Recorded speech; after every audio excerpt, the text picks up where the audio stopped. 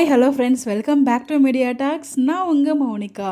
So உண்மையை சொல்ல இல்லை, அந்த எபிசோட்லேருந்து வெளியிலே வர முடியலங்க. அவ்வளோ ஒரு ஹாப்பி மூமெண்ட்ஸ். இந்த ஹாப்பி மூமெண்ட்ஸில் பேக் டு பேக் நமக்கு நிறைய ஹிண்ட்டு அப்டேட்ஸ்லாம் கொடுத்துருக்காங்க. அடுத்த ஃபங்க்ஷன் வந்து தீபாவளி ஃபங்க்ஷன். இதெல்லாம் வந்து பார்த்திங்கன்னா என் கண்ணால் நம்பவே முடியலங்க. ஸோ நம்ம எம்என்ஏ இது வரைக்கும் இந்த மாதிரி ஃபங்க்ஷன் ஒரு தடவை கூட வந்து பண்ணதே கிடையாது.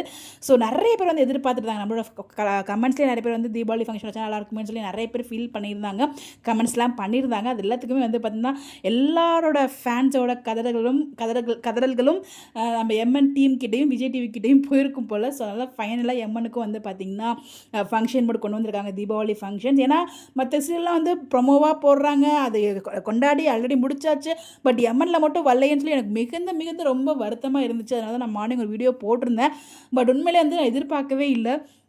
நம்ம விஜய் வந்து பார்த்தீங்கன்னா எல்லோரும் சேர்ந்து ஒன்றா ஒரே ஃபேமிலியே வந்து தீபாவளி ஃபங்க்ஷன் கொண்டாட போகிறோம் அப்படின்னு சொன்னால், அப்போ அந்த 3வது ஃபங்க்ஷன் இதுதான் அப்படிங்கிறது இங்கே கன்ஃபார்ம் ஆகிருக்கு. ஸோ இதெல்லாம் வந்து இதுவே முதல் முறைங்க. நம்ம எம்என்ல வந்து இந்த மாதிரி ஒரு ஃபங்க்ஷன் இது வரைக்கும் எந்த ஒரு ஃபங்க்ஷனும் அவங்க கொண்டாடினது கிடையாது. இந்த மாதிரி தீபாவளி, சரஸ்வதி பூஜை, ஆயுத பூஜைன்னு சொல்லிட்டு எல்லா ஃபெஸ்டிவலுமே அந்த அந்த பூஜை டைமில் எது பூஜையாக போகுதோ அதுக்கான ட்ராக் வந்து கொஞ்சம் கொண்டு வருவாங்க, அதோட ஸ்டோரி வந்து மூவ் பண்ணுவாங்க. பட் இவங்க வந்து அது மாதிரி பண்ணதே கிடையாது. இவங்க பர்த்டே, வளகாப்பு அந்த மாதிரி ஒரு ஸ்பெஷல் டைப்பில் கொண்டு போயிட்டு இருப்பாங்க தவிர, பட் இந்த மாதிரி ரியலாக நடக்கிற பூஜை ஃபங்க்ஷன் அவங்க எதுவுமே பண்ணது கிடையாது. பட் இந்த தடவை முதல் முறையாக பண்ணுறாங்க. எவ்வளோ ஹாப்பியாக சொல்ல வார்த்தையே இல்லை, அவ்வளோ ஹாப்பியாக இருக்குது. என்னமோ தெரியலங்க, எனக்கு எபிசோட் என்னமோ எங்கள் வீட்டில் ஃபங்க்ஷன் இருந்தால் நான் எவ்வளோ ஹாப்பியாக இருப்போம், அந்த அளவுக்கு நான் ஹாப்பியாக இருக்கேன். அது ஏன் எதுக்குன்னு எனக்கு தெரியல. உண்மையிலே வந்து அவ்வளோ சந்தோஷமாக இருக்குது. அந்த வீக்காவை பார்த்துட்டே இருக்கணும் போல இருக்குது. அங்கேருந்து வெளியிலே வர முடியல என்னால், உண்மையை சொல்லணும்னா.